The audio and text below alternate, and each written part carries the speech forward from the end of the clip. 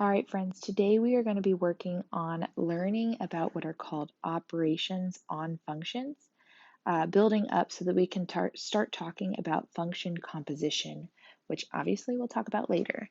Um, we need to make sure that finding the domain of a function is pretty clear, okay, because that's going to be a prerequisite skill for what we have to do for the rest of the unit today.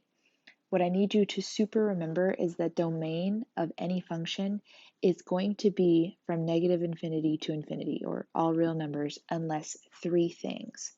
The first being that there's a square root, in which case you take the inside of that square root and you set it to greater than or equal to 0.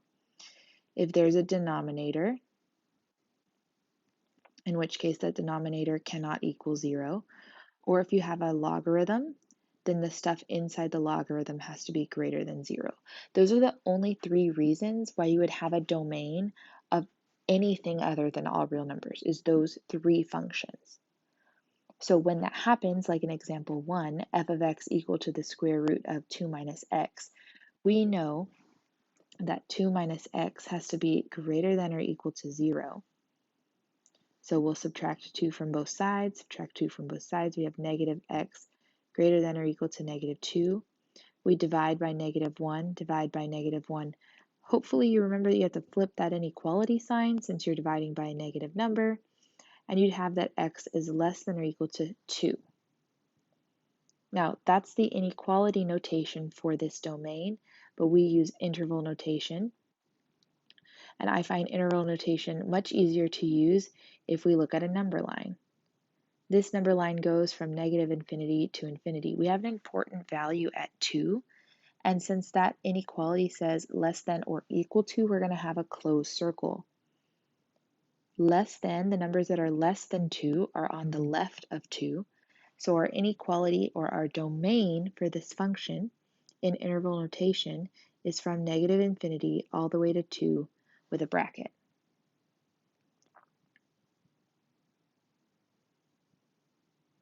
If we look at the second example here, again trying to find the domain of this complex function, we have f of x equal to the square root of x plus 7 all over x plus 5, x minus 1.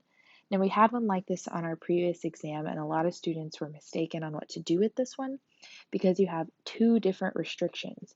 You have the restriction of the square root, and then you have the restriction of the denominator. We have to make sure both are taken care of when we determine our domain for this graph. So we would have x plus 7 having to be greater than or equal to 0, and x plus 5, x minus 1 not being able to equal 0. Quick solve of the blue inequality here, we would subtract 7 from both sides. We know that x has to be greater than or equal to negative 7. And the zero product property, the property of multiplication there, lets me know that x plus 5 can equal 0 and x minus 1 cannot equal 0. Quick solve there means that x can't be negative 5 and x cannot be 1. So if I make my number line from negative infinity to infinity for this function f, we have three important points on this number line. We have the number negative 7, the number negative 5, and the number 1. We'd have a closed circle at negative 7 for greater than or equal to, and then two gaps, two removable discontinuities at negative 5 and 1. Now, numbers are bigger than negative 7 on the right side, so I'm going to start filling in my number line on the right side, making sure that I leave that removable discontinuity, that gap, at negative 5 and 1. So my domain of this function will be negative 7 with a closed bracket to negative 5 open, pick back up at negative 5, go to 1, pick back up at 1, go all the way to infinity.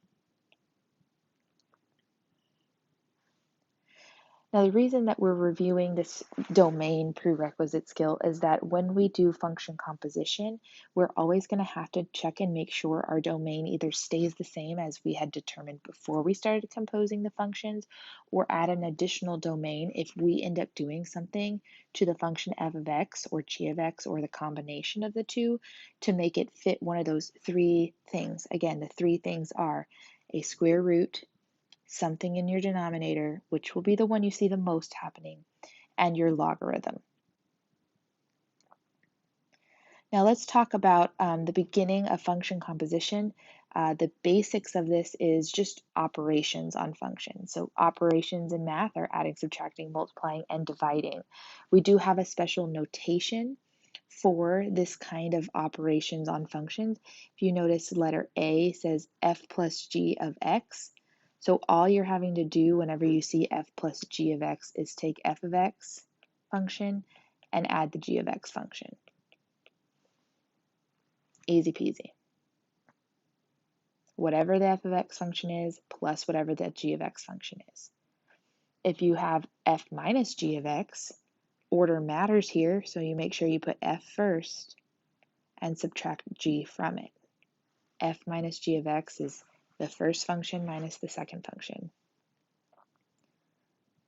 F times g of x kind of follows that this is f of x times g of x.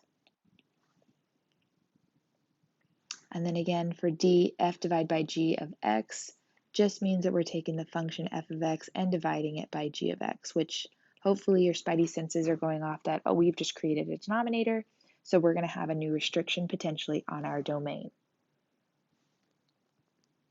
Now, this important remark here is pretty important. It says that the domain of the new function consists of all numbers that belong to both the domain of f and the domain of g. So remember, we have to check those domains for all of the functions to make sure that it exists in our operated or our combined function. Okay, doesn't really mean anything until we see an example, so that's what we're going to do here. Example 2, it says to consider the two functions f of x equal to x squared plus 2. I'm going to make that one red. And g of x equal to 2x squared minus 5x minus 3. What is the domain of each? Okay, we need to know the domains before we start doing some operations on this, because again, the domain would change or affect what our operation would be. So we know that the domain of this quadratic function is all real numbers. And the domain of the blue quadratic function, g of x, is again all real numbers because it's neither of the three kind, square root, logarithm, or having a denominator, the rational function, that makes me have anything other than all real numbers. So let's do some operations on these functions. We're going to find the sum, difference, product, and quotient for these three. So the sum, if you remember the formula up there, it says f plus g of x. Now all we're going to do to do f plus g of x is we're going to do f of x, and we're going to add the g of x function. Okay, so it seems simple enough. So that means we have f of x, which f of x is x squared plus 2, and we're going to add the g of x function, which is 2x squared minus 5x minus 3. And then since we're adding, okay, adding just means combine your like terms. So when I combine my like terms, we'd have 3x squared minus 5x minus 1. That is f plus g of x. We have combined those functions together. We've added them. That's the operation. And we're going to state the domain. Again, this has just stayed a quadratic, so the domain is still negative infinity to infinity. Nothing has changed. I've not made a square root, a denominator, or a logarithm, so the domain stays exactly the same. But we have done some operations on these functions. We've added them together. Simple enough. That's the sum. Sum is adding, so difference means we're going to be subtracting. This time we're looking to make f minus g, order matters. of x, which means all I'm going to do is take f of x and subtract away g of x.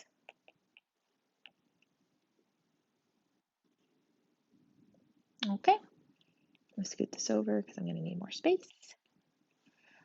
This would be f of x, again, x squared plus 2, and I'm going to subtract g of x, and g of x, which hasn't changed, that's 2x squared minus 5x minus 3. Here's something I saw a lot on our test when I asked you to subtract binomials or complex numbers. We forgot that this negative just simply changes this to a combined like terms, but you add the opposite. So now I have negative 2x squared, I have positive 5x, and I have positive 3. It's as if I distributed a negative 1 to each and every term in that trinomial. All right, well, now I can combine like terms. I'm going to get negative 1x squared, a positive 5x, and a positive 5. That is my difference formula for f minus g for these particular f's and g's. Now again, we're going to talk about the domain, but this is just a quadratic function yet again, so my domain is still from negative infinity to infinity. That has not changed. That was the original domains for both quadratics, and when I combined them, it's still a quadratic, so the domain did not change.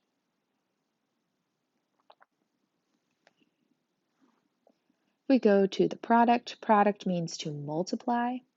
So this one, I'm just doing f times g of x, which would be f of x multiplied by g of x, which if I wrote in the actual functions here, we'd have x squared plus 2 multiplied by 2x squared minus 5x minus 3. This is a FOIL or a double distribution problem. So I'm going to multiply the first term in the f of x function. I'll do that in green. Multiply, multiply, multiply. Okay, seems easy enough. This is going to be 2x to the 4th power minus 5x cubed minus 3x squared. Then I'm going to switch to the second term in the f of x function, and I would have 4x squared minus 10x minus 6. Then I just combine my like terms. We would end up with 2x to the 4th power minus 5x to the 3rd power plus 1x squared minus 10x minus 6. And that is my f times g of x function. But we still need to talk about its domain. Did this function become a square root, a logarithm, or have a denominator? No, it didn't. So this domain would still be negative infinity to infinity. That has not changed, even though we've multiplied f and g together. But hopefully your spidey senses start tingling when you start looking at the quotient, because when we're doing a quotient operation, that means we're dividing f divided by g, which means I'm going to have f of x in the numerator and g of x in the denominator. I already have something in the denominator, so we know that our domain is going to change as we do this operation. So this would look like x squared plus 2 in the numerator and 2x squared minus 5x minus 3 in the denominator. Because we have something in the denominator, we need to check and make sure it doesn't cancel out with the numerator. So we would quickly factor the denominator just to make sure. We'd start with a 2x and an x. The factors of 3 are 1 times 3, so we just have to figure out if 1 goes there and 3 goes there, or if it's the opposite. And turns out that it does. If this is a positive 1 and negative 3, we can end up making negative 5. And so luckily, neither of those two binomials in the denominator will cancel out with the numerator. So that is truly either the first simplification, or the second simplification after we factored would actually be how we answered f divided by g of x. I'm okay with either of those answers. So everyone floats your boat. We have to check this one anyways, the bottom ones you might as well try. But hopefully you're noticing, now since we have a denominator, our domain changes. We now know that 2x plus 1 and x minus 3 cannot equal 0 because we would be dividing by 0, which means that 2x plus 1 can't be 0 and x minus 3 can't be 0, which means that x cannot be negative 1/2 and x cannot be 3. So if I do my number line like I've been doing for my domain up at the top of this page, which I find helpful, so we're going to keep doing that. This number line goes from negative infinity to infinity, and we have important values at negative 1/2 and 3. Now those are just wholes. We know that those are moments where our denominator would become 0. Otherwise, there's no restriction on my entire domain. So I could include all of these values from negative infinity to infinity so long as I exclude negative 1/2 and 3, which means my domain of f divided by g of x is from negative infinity all the way to negative 1/2. Pick it up at negative 1/2, go to 3, pick it up at 3, and go all the way to infinity. And simply because we put something in the denominator, we have to make sure that that function still works, that its domain still works. And we have to check that denominator to not equal 0. If you're feeling up to trying example 3 on your own, I fully support that, so pause the video and try it. But if you feel like you need to hear an explanation of some more operations on functions one more time, hang with me, we got this together. So this time we have the two functions, f of x equals to 6 minus x, that'll be my red function this time, and g of x is equal to square root of x plus 2. What is the domain of both? Well, the first one is linear, which means it's not one of my three that has a weird restriction. So its domain is from negative infinity to infinity, easy peasy. The second one is a square root, so that means we know x plus 2 has to be greater than or equal to 0, which means x has to be greater than or equal to negative 2. So for things to be greater than or equal to negative 2, that means I start at negative 2 and go towards the positive infinity where it's greater.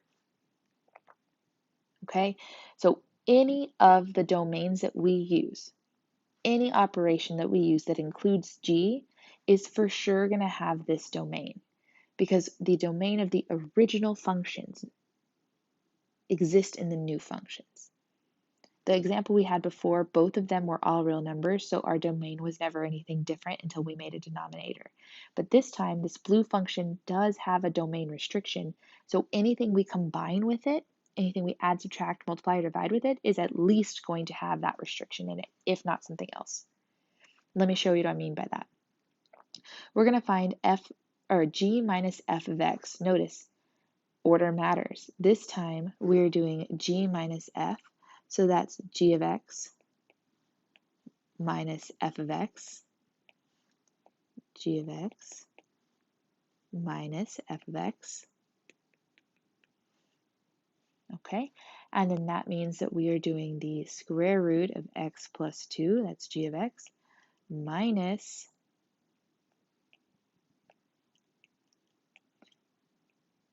six minus x, minus f of x. Again, I'm going to distribute this negative 1 inside the f of x function because I'm subtracting it. So I'd be left with the square root of x plus 2 minus 6 plus x. There's actually no other way to reduce that, so that is g minus f of x. There's nothing more I can do to reduce that function. Don't do extra. But we do need to make sure we look at the domain. And the domain of this function is still going to be from negative 2 to infinity because we didn't do anything different. We didn't have a new square root. We didn't have a new denominator. We didn't add in a logarithm. So this still applies. from the beginning.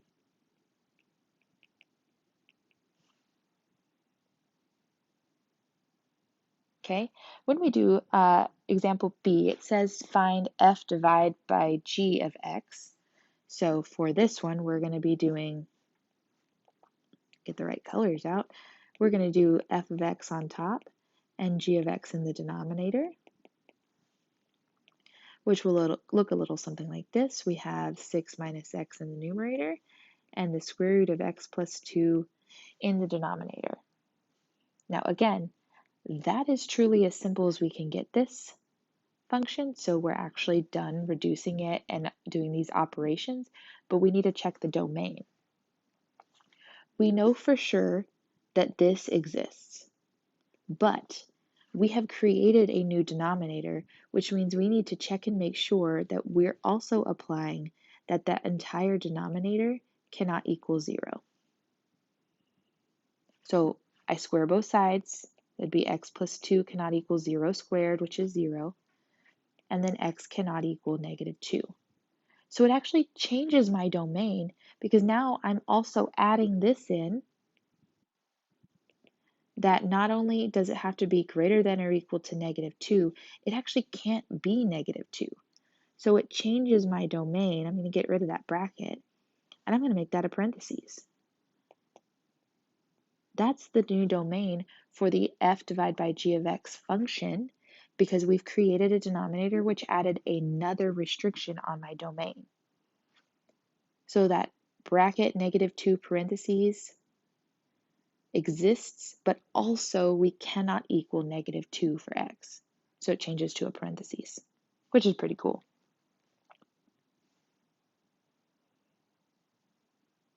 Now, all of this doing operations on functions kind of leads us up to what are called composite functions. Now, I find composite functions super fun because it's a lot of algebra, but let's talk about this vocabulary for a second, because I'm also nitpicky about the way that you talk about composite functions.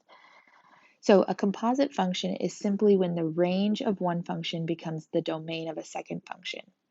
Basically, you're going to be doing one function first and then the other function. So when the outputs of one function become the inputs of another function, that is a composite function.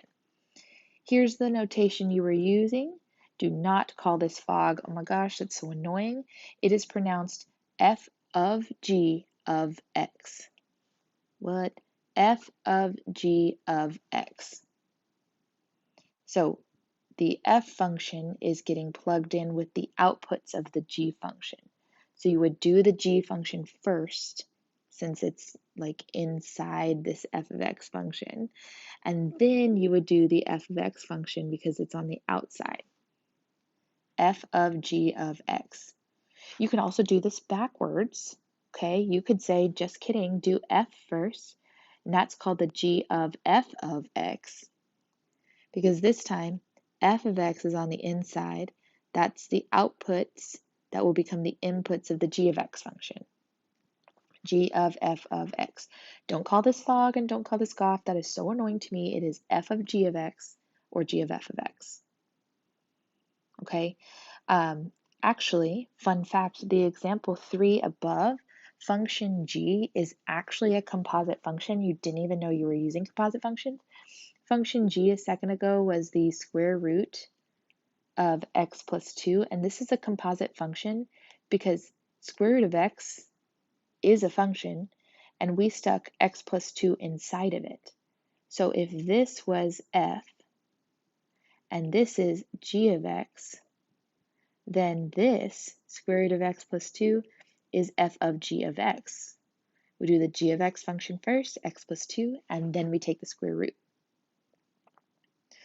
All of that to say, and the reason why we started looking at domains so early is that when we do these compositions, the domain will carry over from the inside function. And I want you to write this in because this is important. And the reason why we make a big fuss about this is even if the inside function, and we're going to put the word disappears in quotation marks because it doesn't disappear, but it will look like it disappears. So even if the inside function disappears, that domain still is restricting the new composite function. Okay, before we get into really doing like crazy composite functions, let's just make sure we understand the ideas of outputs becoming inputs from other functions. So in example 3 here, which is truly example 4, but I digress, it says to find f of g of 3 and g of f of negative 2. So order matters.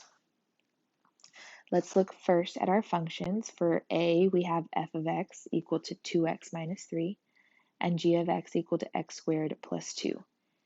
If I am looking for f of g of 3, that means that I'm going to be finding the f of x from the g of x from plugging in a 3. What? Hold with me. If we start looking on the inside of this function, the blue part here says to take the number 3 and plug it into g of x. So here I go plugging in the number 3 into the g of x function. G of x is x squared plus 2. I'm going to plug in 3, which means when I start reducing, this is going to be 3 squared. 3 squared is 9. 9 plus 2 is 11. The output of the g of x function was 11, which becomes the input or the number I use in the f of x function to plug in. 2 times 11 minus 3. 2 times 11 is 22. Minus 3 is 19. So we would say that f of g of 3 is equal to 19. Whoa, back up. Let's talk about that one more time. F of g of 3 means that f's on the outside, g's on the inside. 3 is the number I'm putting into g. So I'm going to plug 3 into g, get an output, which is 11. Take that output and plug it into f, and get what f of g of 3 actually is.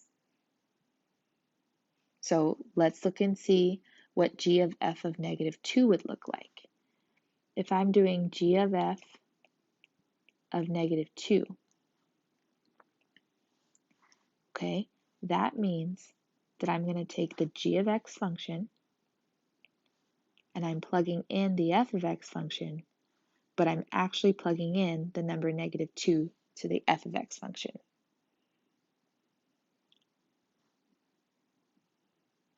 Okay, so here's what that looks like, okay? We're going to leave g of x alone for a second because we're dealing with f of x. We're going to plug negative 2 into the f function. 2 times negative 2 is negative 4. Negative 4 minus 3 is negative 7. The output, the range that I got from f, is now the input or the domain of g. So I'm going to take the g of x function, which is x squared plus 2, and I'm going to plug in that negative 7. X squared plus 2, x is negative 7 now. Negative 7 squared is 49. 49 plus 2 is 51. So g of f of negative 2 is equal to 51.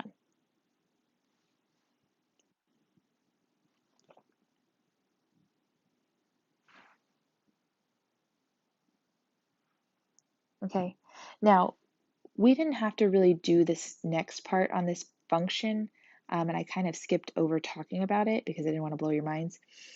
When we're doing function composition, I did say something about the domain will carry over.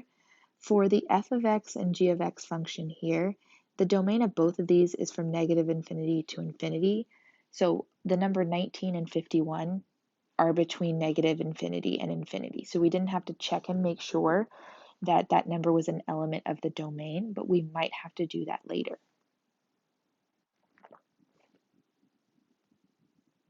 Okay, I do want you to stop and pause and try these next two on your own. We're still finding f of g of 3 and g of f of negative 2. Pause the video and give it a shot. You'll press play when you get stuck, promise. All right, so hopefully you paused. If not, actually pause. But this is the setup we would have for f of g of 3 and g of f of negative 2. Okay, if we're finding f of g of 3, we would start by plugging in the number 3 to the g function. G is the square root of x plus 1, so we're looking for the square root of 3 plus 1, which means that we're actually going to try to plug in the number 2, 3 plus 1 is 4, square root of 4 is 2, to the f function. So f is x squared plus 4, 2 squared is 4, 4 plus 4 is 8. So f of g of 3 for this function composition is 8. Now let's do a quick check. Does that make sense for the domains of f and g? You probably didn't do this part, that's okay. If you look at f, it's a quadratic, so its domain is from negative infinity to infinity. And if you look at g, it's a square root, so we know that x plus 1 would have to be bigger than or equal to 0, which means x is larger than or equal to negative 1. So from negative 1 to infinity.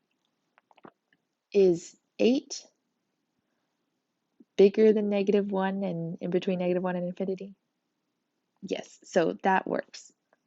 If it happened to be outside of that domain, this actually, you would qualify it and be like, just kidding, it doesn't fit my restrictions on my domain, but it is in between negative 1 and infinity, so we're good.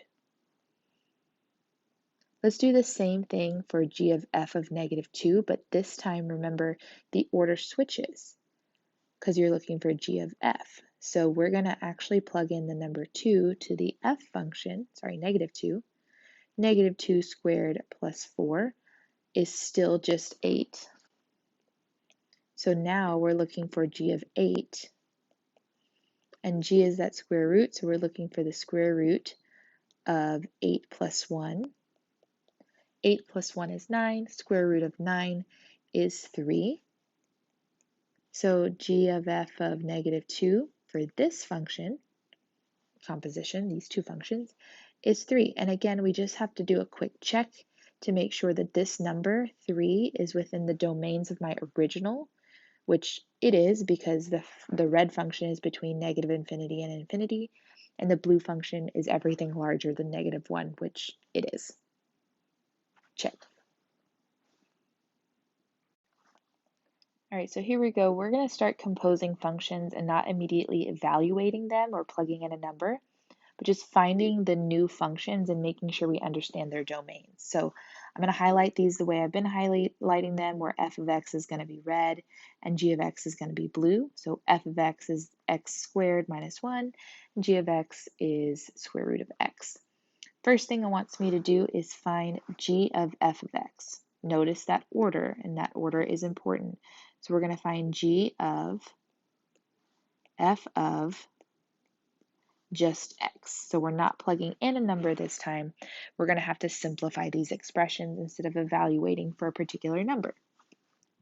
Okay, I find it easier to take it again piece by piece like we did a second ago. So I'm going to be plugging into g the function f, x squared minus 1. Not plugging in a number this time, but just plugging in the f of x function, which means that g of x would be plugging that x squared minus 1 into itself, so we have square root of x squared minus 1. That is g of f of x. Okay, but we do have to make sure we understand the domains. Let's go back a second and look at the domain of just f and g. F is a quadratic, so from negative infinity to infinity is its domain. And g is a square root, which means x has to be greater than or equal to 0. So that is from 0 to infinity. So f of x is the thing that's inside. And f of x has no carryover restriction. That's what we're going to call it. No carryover restriction because it is unrestricted. It goes from negative infinity to infinity. But we need to make sure we're checking out the new g of x function restriction. So I'm going to call this little section over here new g of x restrictions. Okay. Now, the new g of x restrictions, we know that since we have a square root in our function, that the stuff underneath the square root, called the radicand, has to be greater than or equal to 0. We do a quick solve for x, add 1 to both sides, and then square root both sides. So we'd have x greater than or equal to positive or negative 1, which means that hopefully you remember this from your inequality rules, that x is greater than or equal to 1 and less than or equal to negative 1. So this is my new inequalities. And on a number line, to write interval notation looks a little something like this. Okay, we have our filled in circles at 1 and negative 1, and it is outside of that interval there, from negative infinity to negative 1, and from 1 to infinity. Now, we had no carryover restriction from the f of x function. So the new composed g of x function does have a restriction, this new one up here. And that is that this function is only going to show up on a graph from negative infinity to negative 1, and then going to pick right back up at 1 to infinity. So there's going to be a huge gap in the middle for this function. Now, this came from the newly composed g of x function, not from what's disappeared from f of x, because f of x had no carryover restriction. Now, let's see an example where the opposite is true. For these functions, this time we're going to find f of g of x. So that means that we're going to have f on the outside and g of x on the inside. Okay, so that means we're going to take f of x and we're going to plug the g of x function into it. So let's do that. So f of x is x squared plus 4, and what I'm plugging into x is the square root of x. So it'll look a little something like this. So we have square root of x squared plus 4. And squaring a square root, just kind of cancels it out. So this is really just x plus 4. Those are inverse operations. So this is f of g of x. Okay, now we just have to talk about its restrictions. Now, this has a carryover restriction because remember, the inside function this time was g of x, and we already had a restriction on g of x. So there is a carryover, what we're going to call a carryover restriction, that this has to be larger than or equal to 0. We know that we started with g of x knowing that, but we need to check and see if there's any new restrictions for f of x, the outside function. And there isn't because it's x plus 4. That's a linear function. That would be from negative infinity to infinity. So the only restriction we still have is now the one that's invisible. This would be x plus 4 when x is greater than or equal to 0. Now, this is important that we remember that carryover because this didn't even have, this f of g of x function doesn't have the square root to alert us to look for it. You have to remember that if we plugged in a function that has a restriction, then that restriction carries over. Now, this last example we have on here is kind of wild. It's truly the same thing, but the functions themselves that we're using are a little bit more complicated. We have f of x equal to 1 over 2x plus 1, that's my red f of x function, and g of x equal to 1 over 2x minus 1. Before we get started, let's just check out the domains of f and g themselves. Okay, so if we look at the domain of f of x, just do f of x in red, we know that the domain of f of x is that the denominator 2x plus 1 can't equal 0, which means that x cannot equal negative 1/2. So its domain would look a little something like this, from negative infinity to negative 1/2, and then from negative 1/2 to infinity. If we did the same thing for g of x, again, it has a denominator, so that denominator 2x minus 1 can't equal 0, which means x can't equal positive 1/2. So its domain would be from negative infinity to 1/2, and then from 1/2 to infinity. Now, finding this out before is especially important because you're going to be plugging in values or plugging in functions that may or may not disappear. So looking at them beforehand, before you start composing them, is pretty helpful. Okay, now we're doing f or g of f of x, order matters, so say it right, Miss Quigley. Okay, so we have g of f of x. So we're plugging in the f of x function into the g of x as the input. Okay, what that's going to look like is that we're going to be plugging in to g of x the function 1 over 2x plus 1. What that will look like is plugging in 1 over 2 times the input, and your input is that other function, 1 over 2x plus 1. At this point, to simplify this down is just some crazy algebra. We're going to multiply that 2, this coefficient of 2, to the numerator of this new function, so of the fraction in the denominator. And then we don't really have fractions in the denominator. It's not really a thing. So we're going to be multiplying by that denominator, so by 2x plus 1 everywhere. When I multiply by 2x plus 1 as a scalar everywhere, I'm going to multiply it times the numerator. 1 times 2x plus 1 is 2x plus 1. I'm going to multiply it by the first part of my denominator, which would cancel out the denominators, and by that second part.